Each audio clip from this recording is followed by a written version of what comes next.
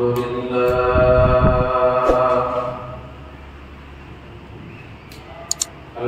لله رب العالمين، والصلاة والسلام على سيد الأنبياء وأشرف المرسلين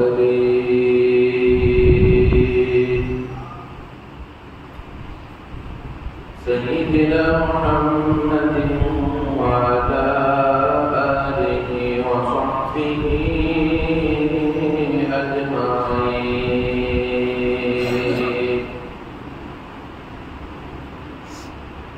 أما بعد فقد قال الله تبارك وتعالى في القرآن المجيد والفرقان الحميد: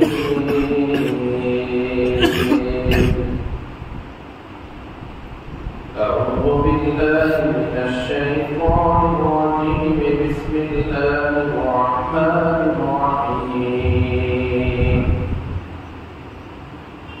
ذلك فضل الله يؤتيه من يشاء، والله ذو الفضل العظيم. وقال تبارك وتعالى في مقام آخر: والله ذو فضل على المؤمنين. صدق الله مولانا العلي العظيم، وبلغنا رسوله النبي الكريم، ونحن على ذلك لمن الشاهدين والشاكرين، والحمد لله رب العالمين.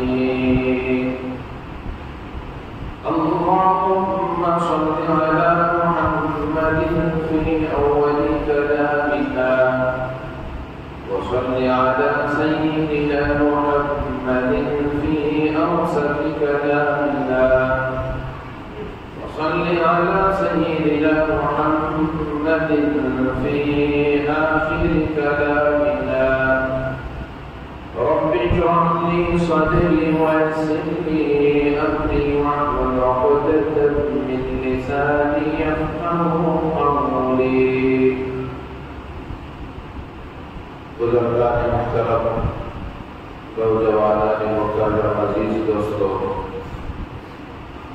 اللہ تبارک و تعالی نے انسانوں پر بہت ہی بڑا فضل کیا ہے. مسلمانوں پر خاص اکرام کا معاملہ کیا ہے. اسی کا فضل ہے، اسی کا انعام و احسان ہے کہ اس گئے گزرے دور میں اور آپ اللہ کا نام لینے والے ہیں اور اس کے گھروں میں حاضر ہو کر اس کی عبادت کرنے والے ہیں. دنیا میں بھی اللہ کا فضل ہمارے ساتھ ہوتا ہے اور آخرت میں بھی پروردگار عالم فضل کا معاملہ فرماتے ہیں.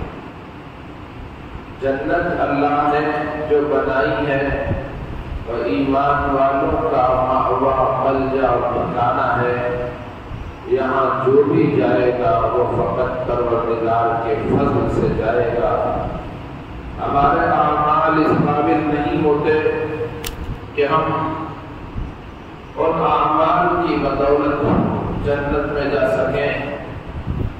ہمارا کوئی عمل ایسا نہیں ہوتا کہ جس کے صلے میں ہمیں جنت مل جائے. ہمارے اعمال میں کمی ہوتی ہے، کوتاہی ہوتی ہے، اور ان کوتاہیوں، ان کمیوں کی وجہ سے ہم پیچھے رہ جاتے ہیں. پروردگار عالم اپنا فضل فرماتے ہیں، اس کی خاص عنایت ہوتی ہے. اللہ تبارک و تعالیٰ بندے کو جنت سے سرفراز فرما دیتے ہیں. حدیث شریف میں آیا، رسول اکرم صلی اللہ علیہ وسلم نے بیان فرمایا کہ بنو اسرائیل کے ایک شخص نے اللہ تبارک و تعالیٰ سے دعا کی: اے اللہ، مجھے دنیا کی کوئی ضرورت و حاجت دنیا کے جھمیلے نہ دے جس کی وجہ سے میں تیری عبادت نہ کر سکوں۔ میرے لیے ایسی خاص نعمت عطا فرما کہ میں صرف تیری عبادت کرتا رہوں، دنیا کا کوئی کام، دنیا کی کوئی ضرورت، دنیا کا کوئی جھمیلا مجھے تیری عبادت کرنے سے نہ روک سکے۔ اللہ تبارک و تعالیٰ نے اس آدمی کی دعا کو قبول فرمایا اور اس کے لیے ایک پہاڑ میں جگہ متعین کر دی کہ تو یہاں عبادت کرتا رہے، اور اس کے لیے ایک میٹھے پانی کے چشمے کو جاری کر دیا کہ وہ پانی وہاں کا پیتا رہے، اور قریب میں ایک درخت انار کا رب ذوالجلال نے اگا دیا کہ وہ اس درخت سے انار توڑ کر کھاتا رہے، اس کی زندگی گزرتی رہے۔ یہ سلسلہ 1-2 سال نہیں، 10-20 سال نہیں، بلکہ 500 سال تک اس کا یہ سلسلہ چلتا رہا۔ حاضرین گرامی، ہم نے ایک رات عبادت کی، کچھ دیر بیان اور دعا میں گزر گئے، اور کچھ وقت ہمارا نمازوں میں، قرآن پاک کی تلاوت میں، دعا کرنے میں گزرا، اور ہمارے اندر اتنی سستی آئی کہ ہم جمعہ میں تاخیر سے پہنچتے۔ ہم نے یہ سمجھ لیا کہ بہت عبادت ہم نے کی ہے، نماز ہم نے بہت زیادہ پڑھی ہے، قرآن پاک کی تلاوت ہم نے کی ہے، اور ہم یہ سمجھ گئے کہ ہم نے دعا بہت زیادہ مانگ لی ہے، اللہ اللہ ہم نے بہت کر لیا ہے۔ تو یہ بندہ 1-2 سال، 10-20 سال نہیں، بلکہ 500 سال اللہ کی عبادت کرتا رہا۔ بھوک لگتی تو اس انار کے درخت سے انار کو توڑتا اور کھا لیتا، پیاس لگتی تو میٹھے پانی کے اس چشمے سے اپنے پیاس کو بجھا لیتا، پانی پی لیتا، اور پورا وقت اللہ کی یاد میں، عبادت میں، قرآن پاک کی تلاوت میں، ذکر جو ان کی کتاب تھی اس کی تلاوت میں، ذکر و اذکار میں، اللہ کو منانے میں، سجدے میں اور اس کی یاد میں گزارتا تھا۔ تو اس طرح 500 سال کے بعد ملک الموت اس کے پاس آئے، اس کی روح لینے کے لیے۔ آدمی جتنا بھی دنیا میں زندگی گزارے، ایک دن تو اسے ضرور مرنا ہے۔ کل من علیہا فان، اور یہ زمین پر جو بھی ہے سب کو فنا ہونا ہے۔ ہماری عقل مندی، ہماری ہوشیاری یہ ہے کہ ہم موت کے بعد کی تیاری کریں، ورنہ عام طور پر انسان جو اپنے آپ کو ہوشیار سمجھتا ہے، عقل مند سمجھتا ہے، کہ وہ فیکٹری پر فیکٹری بنائے، دکان پر دکان بنائے، گھر پر گھر بناتا چلا جائے، اس کے لیے نہ حلال کی تمیز اور نہ حرام کی تمیز کرتا ہے، جھوٹ اور سچ کو ملا دیتا ہے، امانت کی جگہ خیانت سے کام لیتا ہے، لوگوں کو دھوکہ دے کر مال جمانے پر فخر محسوس کرتا ہے۔ سنے اللہ تبارک و تعالیٰ نے مختصر سی جو زندگی دی، ہم میں سے تو کوئی 500 سال جیتا نہیں، 60-70 سال کی، 80-90 سال کی زندگی کسی کو مل جائے تو بہت بڑی غنیمت کی بات ہے، ورنہ بچپن میں بھی بچے گزر جاتے ہیں، جوانی میں نوجوان موت کی آغوش میں چلے جاتے ہیں، ادھیڑ عمر میں ابھی شادی ہوئی، 1-2 سال ہی کیا گزرے، چھوٹا سا دودھ پیتا بچہ اس کی بیوی کی گود میں چھوڑ کر باپ دنیا سے چلا جاتا ہے۔ موت تو بہرحال آنی ہے۔ کل من علیہا فان، 500 سال جیا، عبادت کی، موت کا وقت آ گیا اور اسے دنیا چھوڑ کر جانا پڑا۔ رسول پاک نے ارشاد فرمایا، رب کے دربار میں جو پیشی ہوئی تو اللہ نے فرمایا کہ میرے فضل سے جنت میں چلے جاؤ۔ اس کو بڑا تعجب ہوا، 1-2 سال نہیں 500 سال کی عبادت کر کے آیا، تو پھر اللہ کی طرف سے یہ اعلان کہ اللہ کے فضل سے جنت میں جاؤ۔ میری عبادت کا کیا ہوا، میرے سجدوں کا کیا ہوا، میرے ذکر و اذکار کا کیا ہوا، اللہ اللہ کی یاد یہ کیا ہوا؟ 1-2 سال تو نہیں تھے، بہت بڑا عرصہ میں نے عبادت میں گزارا، اور پھر یہاں یہ بات کہ رب کے فضل سے جنت میں چلے جاؤ، تو یہ تعجب اور حیرانی کا اظہار کر ہی رہا تھا۔ اللہ تبارک و تعالیٰ نے اسے آزمانا چاہا، اس کی جنت میں داخلوں پر روک لگا دی، وہ کھڑا رہا، اور قیامت کی وہ دھوپ، وہ گرمی اور تپش، سورج کی وہ تمازن جسے کوئی برداشت نہیں کر سکتا۔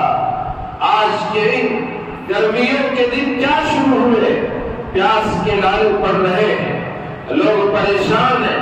ابھی تو فروری کا مہینہ ہے، مارچ میں کیا ہوگا، اپریل میں کیا ہوگا، مئی میں کیسی گرمی ہوگی، اور رمضان کیسے گزرے گا؟ تو یہ تھوڑی سی گرمی سے ہم پریشان ہیں، وہ سورج کا ہمارے سروں پر ہوگا، اس گرمی میں کیا حال ہوگا، وہ بندہ پریشان ہوگا، پیاس ایسی شدت کی اسے لگے گی کہ اس کی وجہ سے اسے بہت پریشانی کا سامنا کرنا پڑے گا۔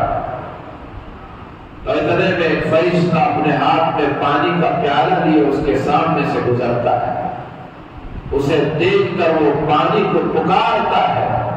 فرشتہ کہتا ہے کہ اے اللہ کے بندے، یہ دنیا نہیں کہ تمہیں مفت میں پانی مل جائے، اور یہاں دنیا کی کرنسی نہیں بلکہ آخرت کی کرنسی چلتی ہے۔ اگر تو یہاں کا کرنسی کا تو انتظام کرے گا تو پھر تجھے آج یہاں پانی پینے کو ملے گا۔ وہ بندہ بنو اسرائیل کا پوچھتا ہے، بتاؤ اس پانی کے بدلے میں مجھے کیا دینا پڑے گا؟ تو فرشتہ کہتا ہے کہ اس کے بدلے میں تمہیں 500 سال کی عبادت دینی پڑے گی۔ وہ حیران ہو جاتا ہے، آج مفت میں انسان پانی پیتا ہے، اللہ کی پیدا کردہ ہوا سے سانس لیتا ہے، اللہ کے پیدا کردہ اناج کا استعمال کر کے اپنا پیٹ بھرتا ہے، بھوک مٹاتا ہے، اس کی بنائی ہوئی چیزوں سے کپڑے بنا کر اپنے جسم کو چھپا سکتا ہے اور اپنے آپ کو خوبصورت بنا سکتا ہے۔ آج دنیا میں اللہ کی یہ نعمتیں جس کے استعمال کے لیے اللہ نے اختیار دیا، رب کے حکم کو پورا کر کے بھی استعمال کرو گے تو اللہ یہاں تمہیں اس کا بھی اختیار دیا، اور اگر اللہ کے حکم کو چھوڑ کر اس کے حکموں کو توڑ کر ان چیزوں کا استعمال کرو گے تو بھی اللہ تبارک و تعالیٰ نے اختیار دیا ہے، کوئی کسی قسم کا ڈنڈا ہمارے سر پہ نہیں پڑے گا۔ لیکن وہاں پوچھ ہوگی، وہاں ہر چیز کا حساب ہوگا۔ تو اس فرشتے نے کہا کہ 500 سال کی عبادت چاہیے ایک پیالہ پانی پینے کے لیے۔ تو اس نے سوچا کہ اتنی بڑی محنت، اتنی عبادت میں کیسے دے سکتا ہوں؟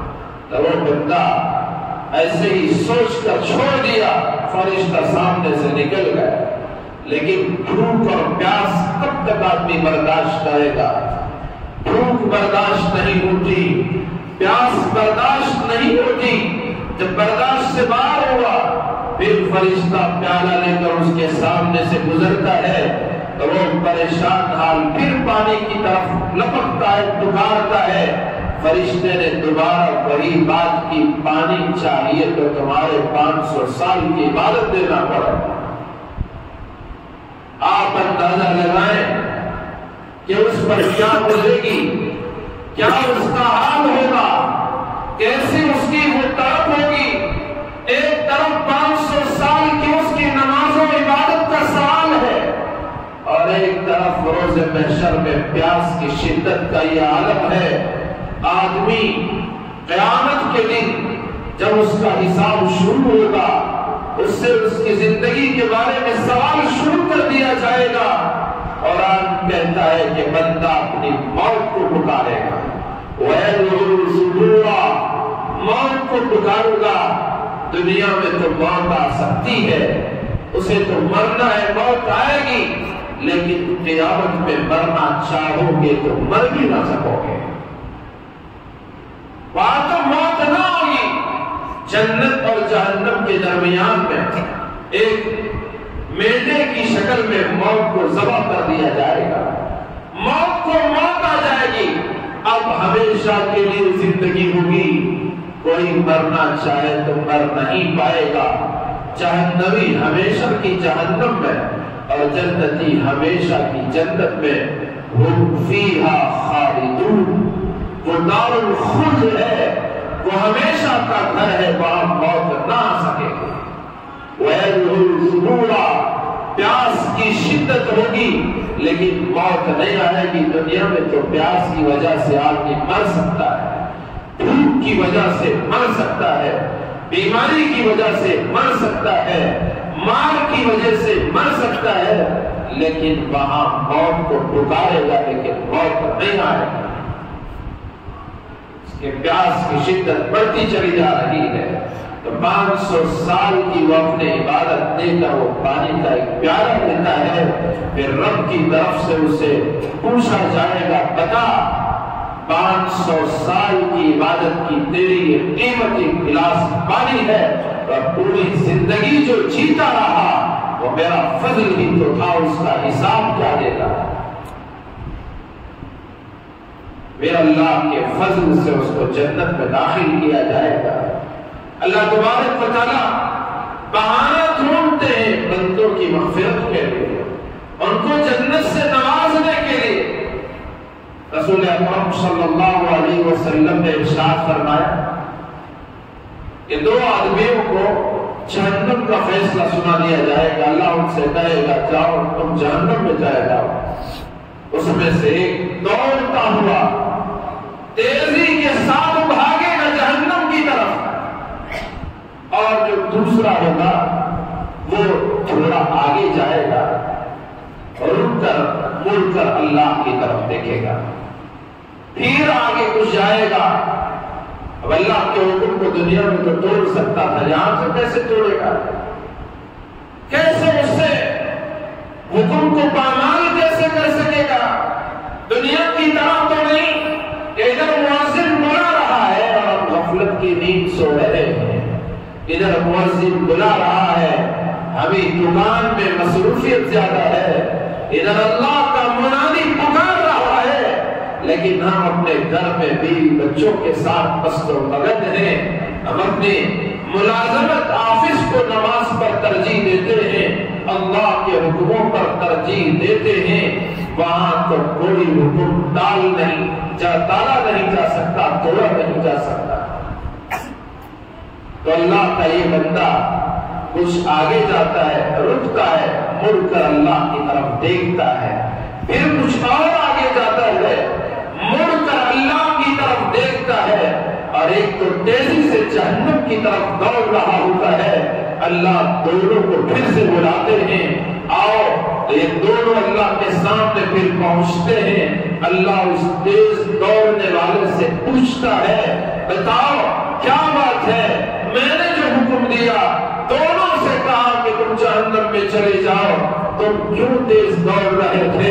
کیوں اتنی تیزی سے جہنم کی طرف جا رہے تھے؟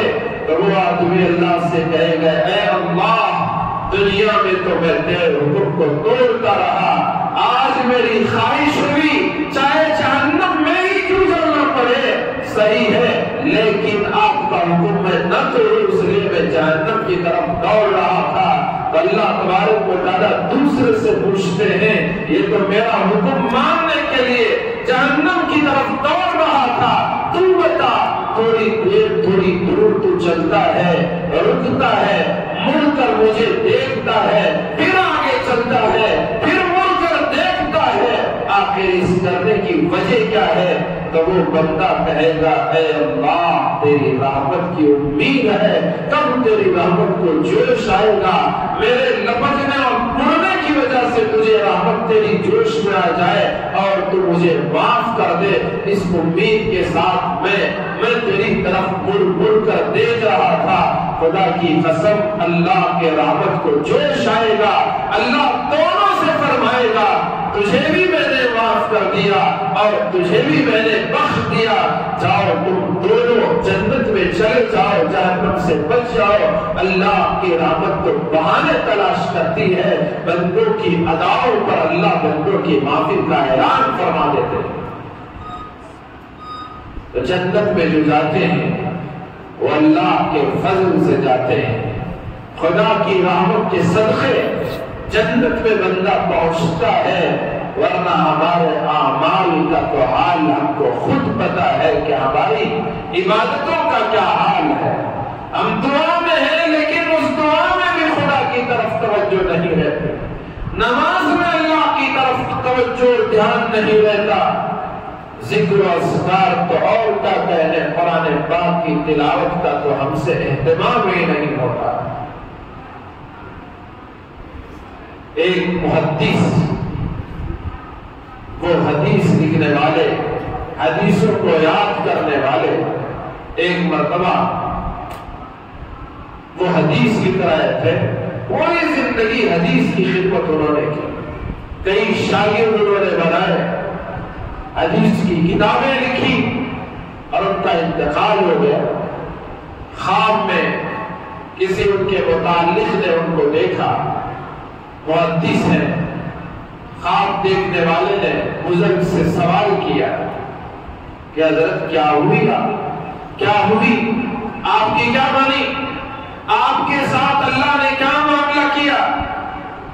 اور انہوں نے فرمایا کہ میرا یہ گمان تھا کہ میں تو حدیث کی خدمت کرنے والا، دین کی خدمت کرنے والا، پوری زندگی اسی میں لگا دی، کام ہی ہے کہ حدیث کسی کے پاس ہے تو جانا، معلوم کرنا، ان سے وہ حدیث سننا، اسے جمع کرنا اور پھر دوسروں کو وہ حدیث پڑھانا اور حدیث کے کلمات اور جملوں کو اپنے قلم کے ذریعے سے لکھتے رہنا، پوری زندگی علم کی خدمت، دین کی خدمت، حدیث کی خدمت میں گزار دی، کئی شاگرد ان کے بنائے۔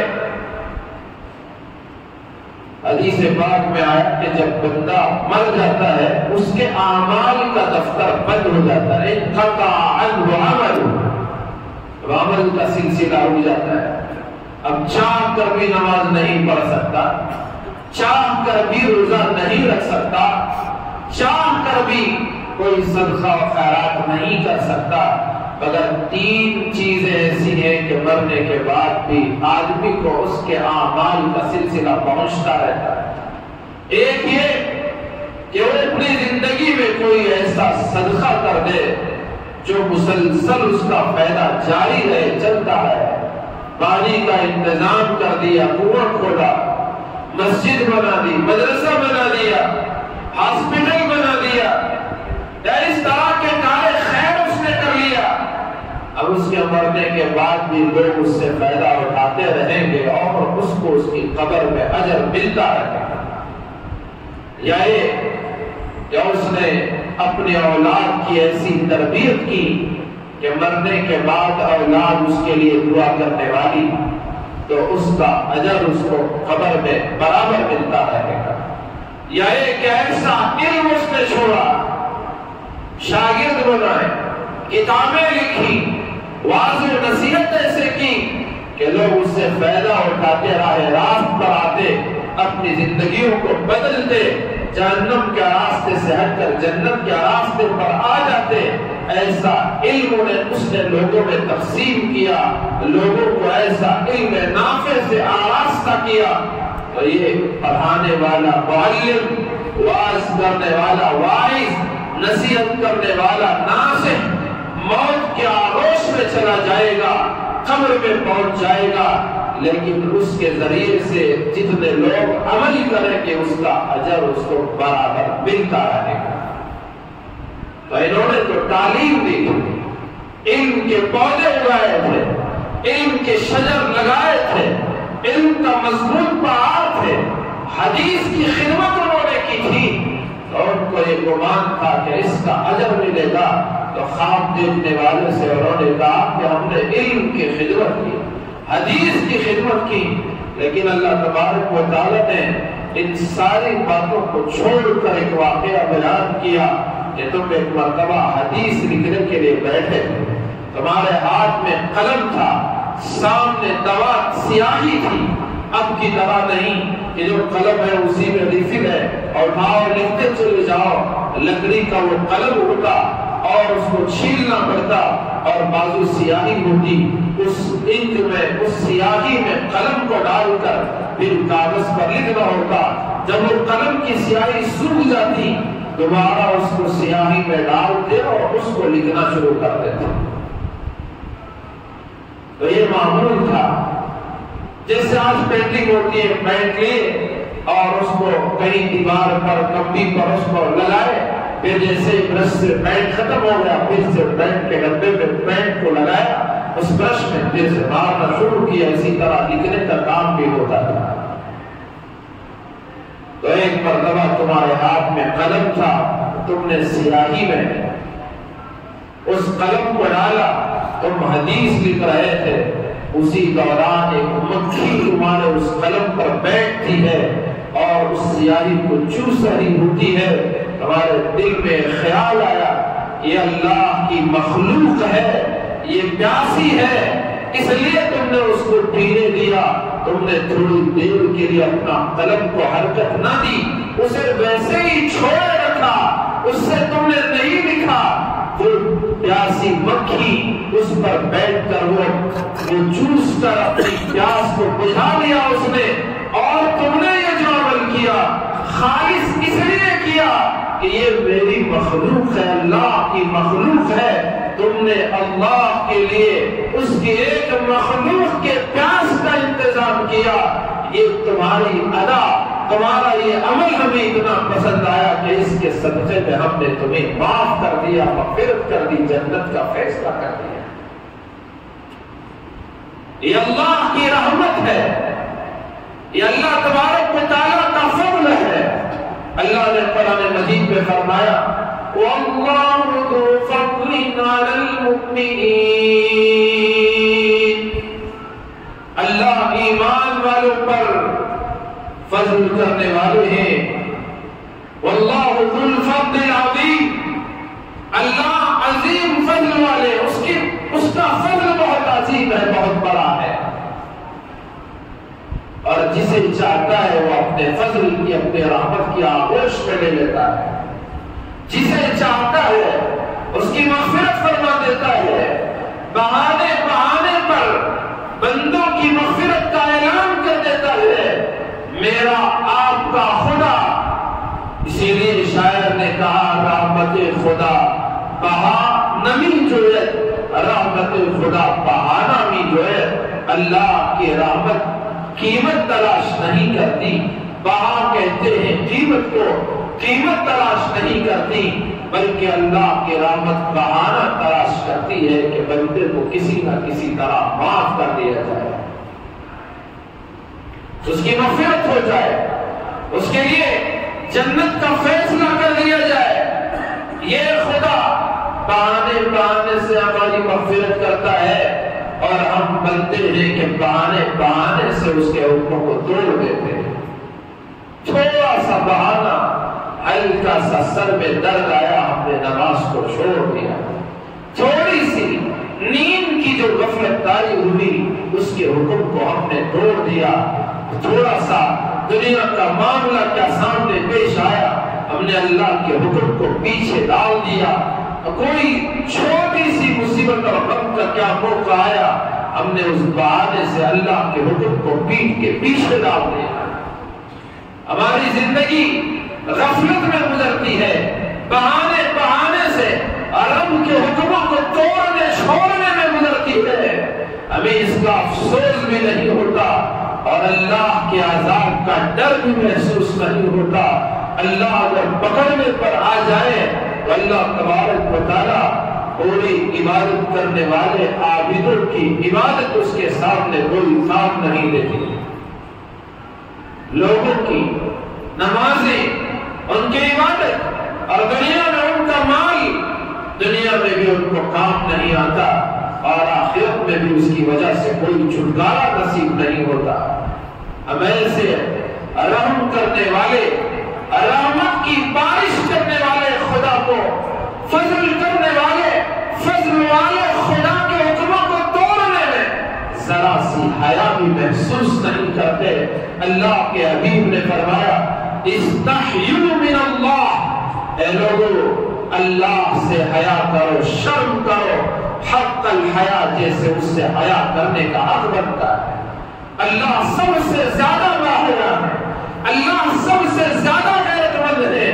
ہماری غیرت ہم کو برداشت کرنے نہیں دیتی، ہماری غیرت کی وجہ سے ہماری بات کوئی نہ مانے ہم کو برداشت نہیں ہوتا، ہماری غیرت گوارا نہیں کرتی۔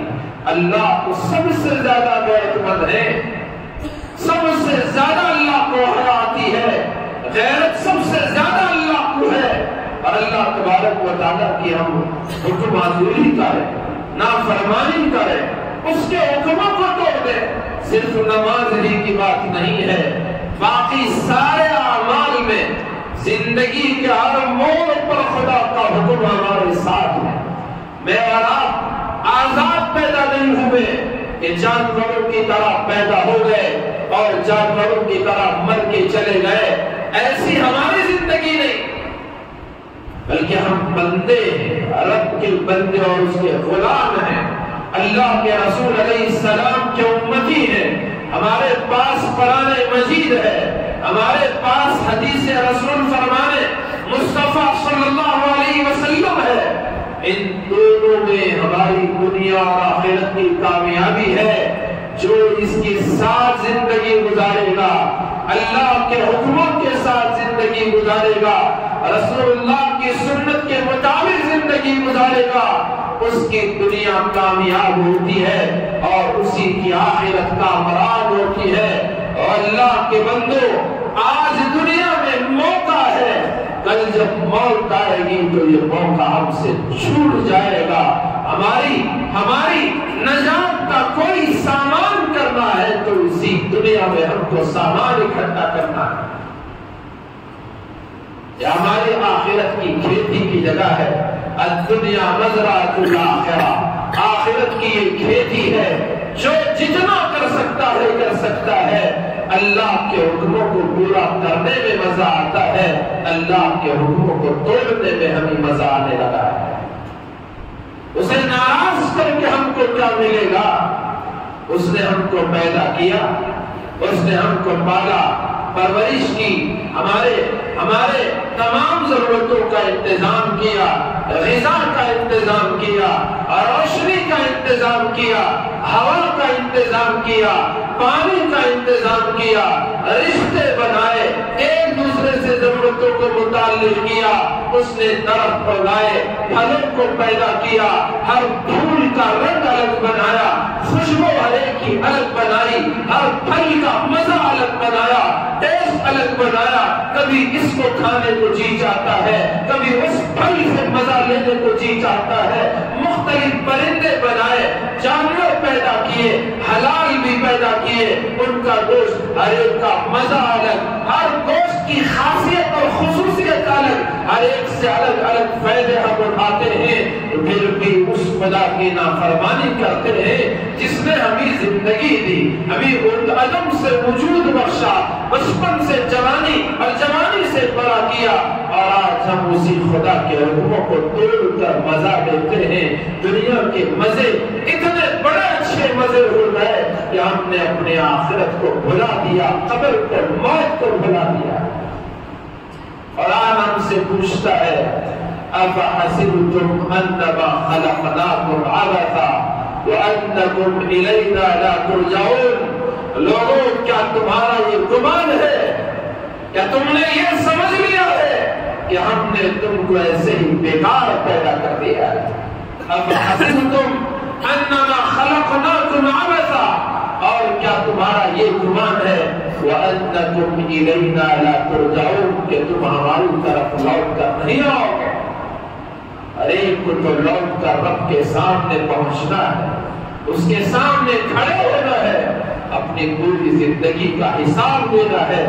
میں یہ بات عرض کر رہا تھا، کتنا محسن میرا خدا ہے، کتنا مہربان ہمارا خدا ہے، وہ کتنا فضل والا ہے، بہانے سے بندوں کو معاف کر دیتا ہے، مغفرت کر دیتا ہے۔ رسول اکرم صلی اللہ علیہ وسلم نے ارشاد فرمایا، ایک بنو اسرائیل کا عبادت کرنے والا 60 سال عبادت کر رہا تھا۔ اتنے 60 سال اس کی عبادت میں گزرے، اور عبادت میں وہ مصروف تھا۔ عبادت کرتے کرتے کسی ضرورت کے پیش نظر اپنے عبادت خانے سے باہر نکلا، اور جیسے ہی باہر آیا ایک حسین و جمیل عورت پر اس کی نگاہ پڑی۔ اب جو نظر پڑی، شیطان نے اکسایا، نفس نے اور پھٹکایا، اس عورت کے قریب گیا اور بدکاری میں ملوث ہو گیا۔ تو اس لیے ہمیشہ نامحرم عورتوں سے اپنے آپ کو دور رکھو، تنہائی میں خاص طور پر کسی عورت کا سامنا نہ کرو۔ حدیث پاک میں آیا کہ جب کوئی مرد اور عورت تنہا رہتے ہیں، اجنبی مرد اور عورت، تو شیطان ان کا تیسرا ہوتا ہے، ان کو برگلا کر بدکاری میں ملوث کر دیتا ہے۔ اور یہ نظر حضور نے فرمایا، شیطان کی زہر آلود تیروں میں سے تیر ہے، اس کی حفاظت کرنا ہم سب کی ذمہ داری ہے۔ آج نظروں کی بالکل بھی کوئی حفاظت نہیں کرتا، خیال نہیں ہوتا، کوئی ڈر ہی نہیں ہے۔ اس کا بھی اللہ کے سامنے حساب دینا ہوگا، جواب دینا پڑے گا۔ تو کیا نظر ملی؟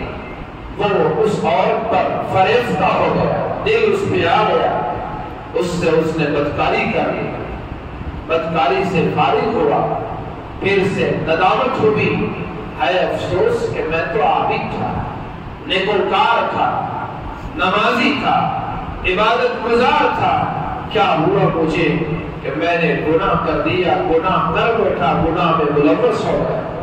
دل میں بڑی شرمندگی ہوئی، ندامت اور حسرتوں سے ہوئی، اور معافی مانگتا مانگتا گزر رہا تھا۔ راستے میں اسے بھوک لگی، 2 روٹیاں اس کے پاس تھی، تو اس نے اس 2 روٹیوں کو کھانے کے لیے ایک جگہ جو بیٹھا، اتنے میں ایک مانگنے والا فقیر اس کے پاس آیا، تو اس نے سوچا کہ چلو یہ مجھ سے زیادہ بھوکا ہوگا، میرے پیٹ بھرنے سے بہتر ہے کہ اس فقیر کو دے دیا جائے۔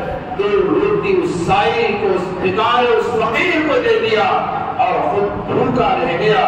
اس کے بعد اسی توبہ کرتے کرتے اس کا انتقال ہوا، اور رب کے دربار میں اس کی پیشی اور حاضری ہوئی۔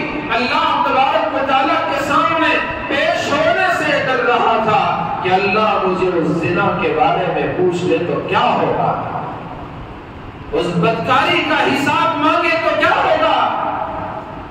اللہ کے سامنے پیش ہونے سے ہمیں ڈرنا چاہیے۔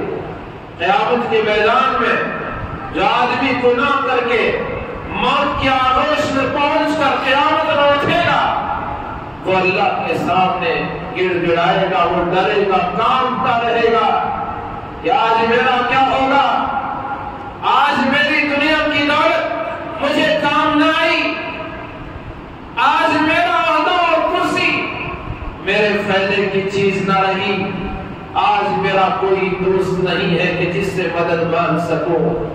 ماں کے پاس پہنچتا ہے، یوم یفر المرء من اخیہ وامہ وابیہ، ماں جو دنیا میں اس کا آسرا اور سہارا تھی، آج وہ ماں بھی اپنے بیٹے کے کام نہیں آئے۔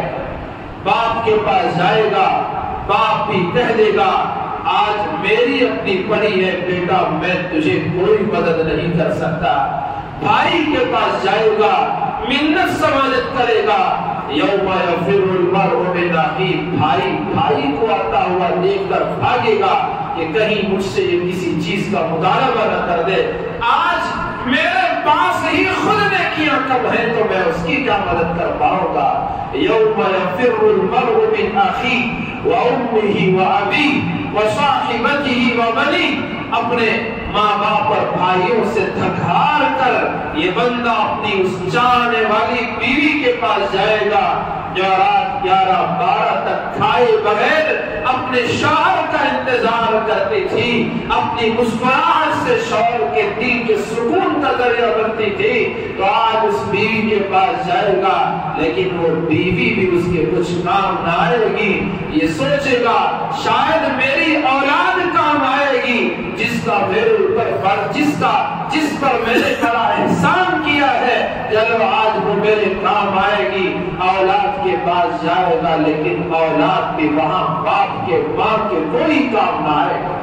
یوم یفر المرء من اخیہ وامہ وابیہ، بھائی سے بھاگے گا، آدمی اپنے ماں باپ سے دور بھاگے گا، وصاحبتہ وبنی، اپنی بیوی اور اپنے بیٹوں سے بھاگے گا، لِكُلِّ امْرِئٍ مِّنْهُمْ شَأْنٌ يُغْنِيهِ، ہر ایک کا ایسا حال ہوگا کہ کوئی کسی کی طرف کوئی کام نہیں آئے گا، کسی کے کوئی کام ہی نہیں آ سکے گا، وہ ایسا عالم ہوگا۔ تو یہ بندہ سوچ رہا ہے کہ آج میرا کیا ہوگا، میری پکڑ ہو جائے گی، اللہ تبارک و تعالیٰ اپنے پورے جلال میں ہوں گے، مالک یوم الدین، وہاں کوئی اللہ کے سامنے پر مارنے کی جرات نہیں کر سکے گا، کوئی اپنے لبوں کو ہونٹوں کو ہلا نہیں سکے گا۔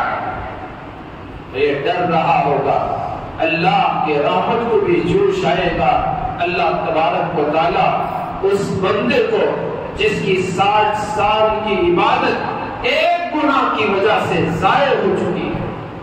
کبھی آدمی اپنی عبادت کرنے کے بعد ایسا گناہ کر بیٹھتا ہے، اس کی وجہ سے اس کی عبادت ضائع ہو جاتی ہے۔ قرآن مجید میں بھی اللہ پاک نے اس کو کئی جگہوں پر بیان فرمایا، ان تحبط اعمالکم، سورہ حجرات میں حضور کی شان میں بیادبی کا اللہ پاک نے یہ اس کا انجام بتایا کہ آدمی کے اعمال ضائع ہو جائے، وانتم لا تشعرون، اور تمہیں اس کا شعور بھی نہ ہوگا۔ کبھی انسان صدقہ و خیرات کرتا ہے، لوگوں کو بھلائی کے ساتھ معاملہ کرتا ہے، لوگوں کے کام آتا ہے، لوگوں کو نفع پہنچاتا ہے، لیکن تھوڑی سی اس کے پاس جو عقل آتی ہے اسے شان کا اظہار کرتا ہے، سارا کیا کرایا سب حقارت چلا جاتا ہے۔ آدمی احسان جتلا کر ساری کمائی ہوئی نیکی کو ضائع کر دیتا ہے، تو اس لیے کئی ایسے گناہ ہوتے ہیں جس سے نیکیاں ضائع ہو جاتی ہیں۔ 60 سال کی عبادت ایک بدکاری کے نتیجے میں سب ضائع اور حقارت ہو جاتی ہے۔ اللہ تبارک و تعالیٰ نے اس بندے پر رحم فرمایا اس بنیاد پر کہ تو نے بدکاری کی، تیری 60 سال کی عبادتیں تو ضائع ہو گئی، لیکن تو نے جو فقیر کو روٹیاں دی، میرے بندے پر تو نے جو مہربانی کی، اس کے بھوک میں خود کی بھوک برداشت کی اور میرے بندے کو جو کھلایا، اس کی وجہ سے آج میں نے تیری معافی کا اعلان کر دیا ہے۔ رحمت حق بہا، نبی جویت، بہانہ بھی جویت، وہ پروردگار بہانے سے بندوں کی مغفرت کرتے ہیں، وہ ان کے لیے جنت کا سامان کرتے ہیں۔ میرے بھائیوں، ابھی رمضان کا مہینہ بالکل قریب ہے، اللہ کی رحمت کا یہ مبارک مہینہ، اس کی مغفرت کا یہ مبارک مہینہ قریب ہے۔ ابھی سے تیاری کرو کہ اللہ بہانے سے ہماری مغفرت کرنا چاہتے ہیں، ابھی معاف کرنا چاہتے ہیں، اور روزے کے ذریعے، نمازوں کے ذریعے، امانت داری کے ذریعے، ہمارے صدقہ و خیرات کے ذریعے، زکات و عطیات کے ذریعے جو بندہ عبادت کرتا ہے، اللہ کے پاس یہ سب بہانے ہیں۔ اللہ تبارک و تعالیٰ ان بہانوں سے معاف کرنا چاہتے ہیں۔ رمضان کا مقدس مہینہ آ رہا ہے، اس لیے ابھی سے تیاری کریں، آپ کی ضرورتیں جو بھی ہیں ان کو ابھی سے پوری کر لیں۔ رمضان کے لیے آپ اللہ کی عبادت کو خاص کریں کہ آنے والے اس مہینے میں اللہ کی خوب عبادت کریں گے، اللہ کے سامنے گڑگڑائیں گے، ہم پورا مہینہ اللہ کی عبادت، قرآن کی تلاوت، اس کے حکموں کو پورا کرنے میں خوب دل لگا کر ہم اس میں اسی نعمت سے پیش رہیں گے۔ وہ مہینہ تو نفلے پر فرضوں کا ثواب کا مہینہ ہے، ایک ایک فرض پر 70 فرضوں کا اجر کا مہینہ ہے، وہ اللہ کی رحمتوں کا، برکتوں کا، مغفرت کا مہینہ ہمارے درمیان آنے والا ہے۔ اس لیے ابھی سے اس کی تیاری، یہ سب اللہ کی طرف سے فضل ہے، اس کی طرف سے بہانے ہیں، اس کی طرف سے رحمت ہے۔ واللہ ذو الفضل علی المؤمنین واللہ ذو الفضل العظیم ذلک فضل اللہ یؤتیہ من یشاء واللہ ذو الفضل العظیم۔ یہ اللہ کا فضل ہے، اللہ اپنے بندوں کے ساتھ فضل کا، انعام کا، اکرام کا، احسان کا معاملہ کرنا چاہتے ہیں۔ اس لیے اللہ کے رحمت سے امید لگا کر نیکیوں کی طرف آؤ، اپنی پچھلی زندگی سے توبہ کرو۔ میں نے حدیث پڑھ کر آپ کو سنایا، واقعات سنائے کہ اللہ تبارک و تعالیٰ کتنے رحیم ہے، رحمان ہے، کیسے بہانے سے ہم اللہ کی رحمت کو پاتے ہیں۔ اللہ تبارک و تعالیٰ اپنی رحمت کی بارش اور انعام فرماتے ہیں، اور ہم کو بھی چاہیے کہ ایک بہانے تلاش کریں، اللہ کے رحمت کو لوٹنے کے لیے آگے آئیں، اللہ کی طرف متوجہ رہیں، عبادتوں میں اللہ کے حکموں کو پورا کرنے میں اپنی زندگی گزاریں۔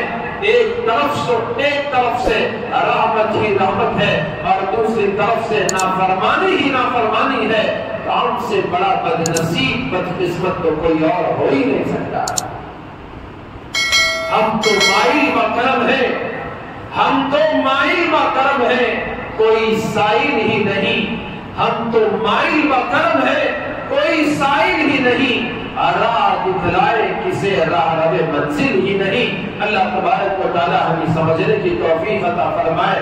اللہ تبارک و تعالیٰ اس کی رحمت کی طرف لپک کر دوڑ کر آنے کی ہم سب کو توفیق عطا فرمائے۔ آمین ثم آمین۔ حاضرین گرامی،